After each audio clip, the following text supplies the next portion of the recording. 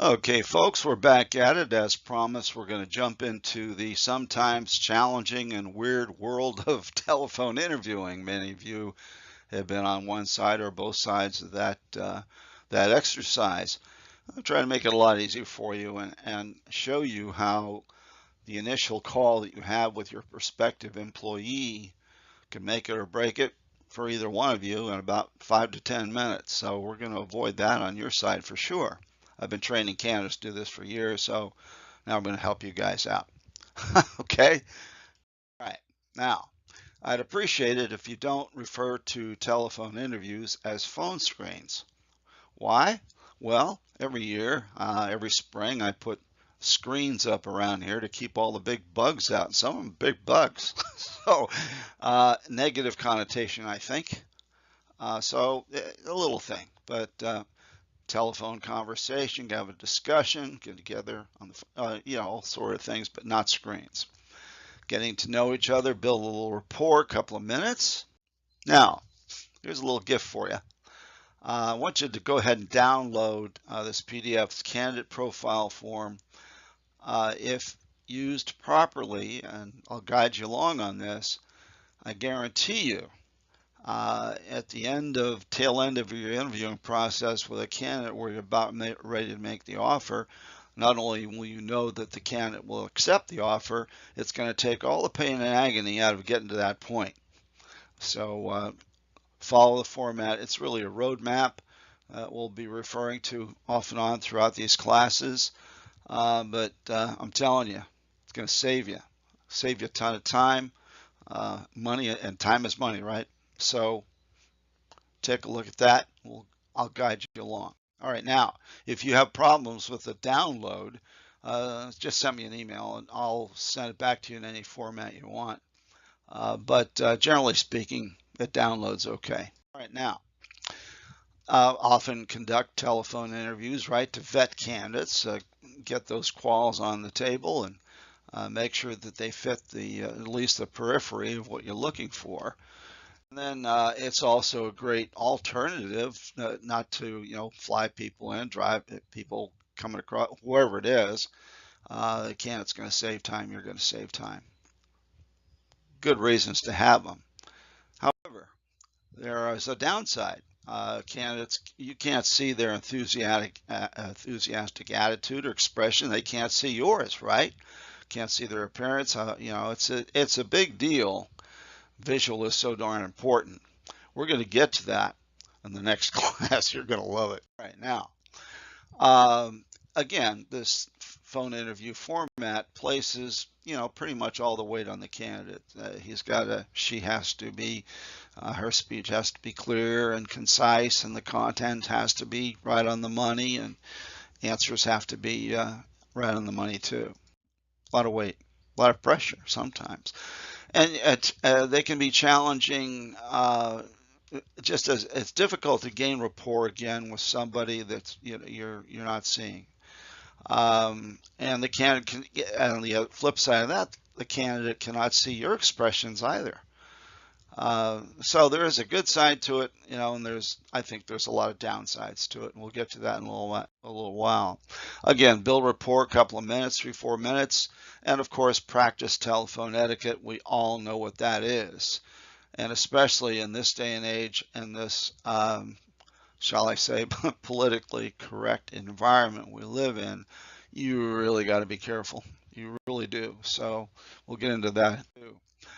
Here's some, now you'll see on your,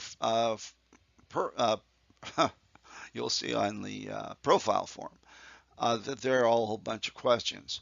But I've added tossed a few more in here to kind of spice it up a bit if you so choose. But always the baseline of questions are the open-ended questions and where you're going to get more than a yes or no answer, right? Okay, we all know that. Some of the basic questions we've used for 1,000 years. What's your greatest weakness? It's always good to ask that at some point. These are not necessarily in the order. Put them in the order you want them in. Why do you want to work here? Always good. If you could change one thing in your current position, current job, what would it be? Now, if you're between positions, as we say, what was the one thing you could want to change in the last position you had? Hey, and listen, there's no right or wrong answers here. This is you. This is your future. And then, of course, the old standby. Tell me about yourself. Now, I've coached candidates for years to come up with, everybody calls it an elevator speech, right? 45-second to a minute maximum of tell me about yourself, how to respond to that. And it's all about benefit, accomplishment and benefit that they would bring to this new organization. So, tell me about yourself. Watch out if they stumble on that. Seasoned candidates, especially going to mid to executive level positions, you got to have that one down to, drop of a hat thing. And it's all about benefits you're going to be bringing to this new organization. I do a whole course on that for candidates, but I'm sticking with the hiring managers here. That's a couple of my suggestions. This is probably one of the more weighty ones. What exactly is it in your background, Bob, that makes you feel that you are qualified for this position? That one I would probably save towards the end of the maybe second interview. Get them to know the company a little more. It's just a thought. Again, you want to put these in the order you want them in. But we're going to get to the same destination. Believe me, the destination you're going to like. All right, now, another one that's good is where do you see yourself in our organization in a couple of years? Joanne, where do you see yourself in our company in, say, 2 or 3, a year or two down the road? Let them answer. Let the candidate talk as much as possible in responding to these questions. And, if they go way off in the distance here, going, way more time that you want to invest on this particular question, move them along gently. Okay. Here's a good one, especially for managers, senior managers, executives who oversee a pretty large group of people.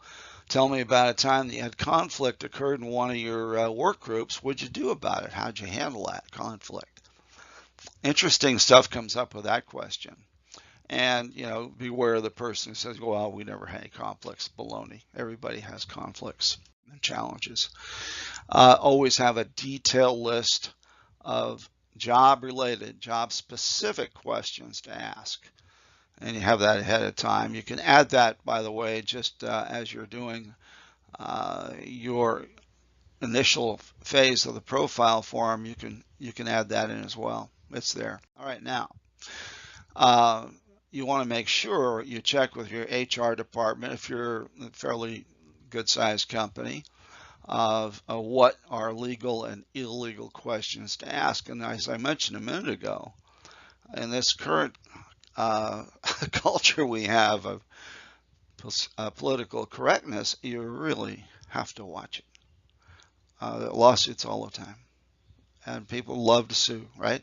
So make sure you have those questions down. Now, if you don't have a HR department or you don't have an attorney or employment attorney that kind of guides you along, I guarantee you Google will get you there. Google, legal and illegal questions to ask in 2019, and you'll get your answers. So you don't have to spend a lot of money on that. The HR department, if you're good size, they should let you know. Have those on your desk, right? Now, if the call did not go well, you want to let the candidate down really gently, and without impeding your firm's reputation, of course. And if we do it correctly, may well enhance the image of your organization, right? Now, if he or she has a real positive experience, they're probably going to tell a few people about it, right? Yeah, that's where we are. Now, if they had a bad experience, they're probably going to tell everybody they know. It's just the way we are. I don't know why we do this, but we do. And anyway, don't let them have a bad experience. Let them go out the door smiling no matter what. Okay. And if the call went well, right, you want to take it to the next level. You want to check references. Now, believe me when I share this with you, you don't want to wait till the end of the interviewing process to check references. No, no, no, please don't do that. You have a telephone interview, a first interview, pretty comprehensive, really like what you hear, like what you feel, so you're going to invite this person in, right? That's the time before they come in to check references. Why? You don't want to wait, and I've known managers who wait to the very bitter end. They check references, lo and behold, my gosh, you can't hire this person. Well, guess what? 6 weeks wasted, 7 more. So you check references right away. Okay. Who do we check? Well, we definitely want to check the references of a peer, a recent peer. Of course, a subordinate. Always want to get feel for what they have to say about this individual, and of course their boss, whoever their boss may be. Now, that can get kind of sticky if they're still working and you want to check. There's a way around that, and believe me, you'll get to them. Another reference you want to check is the client. A lot of these organizations, they work for clients, consulting companies, for example. Always want to check a client reference as well. But check those references between the first and the second interview, okay? Especially if you're moving kind of fast and you got to get this thing filled and you're getting, bosses breathing down your neck to push this thing. That causes enough stress as it is, as I mentioned. So, okay? All right, now, here's another little gift for you. Pull down this reference check. It's a sample format. You can change things around however you want, but get those basic questions answered from these references. Okay? Now, if your prospective employee is active on LinkedIn, you might want to check his or her recommendations on LinkedIn. Depending upon the role that you are hiring this person for, LinkedIn becomes terribly important in terms of the image of your company. You want to make sure this new employee has a profile that's going to show well for you guys. Okay, that makes sense. So pull that down and use it accordingly. But again, definitely between the first and second interview. Don't let anybody tell you any different.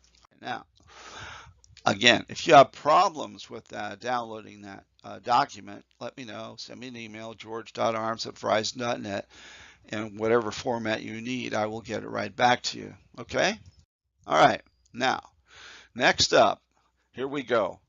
Video interviewing. 2 or 3 years ago, video interviews were really kind of shied away, frowned upon, whatever you want to say. But in the last couple of years, the tide has changed.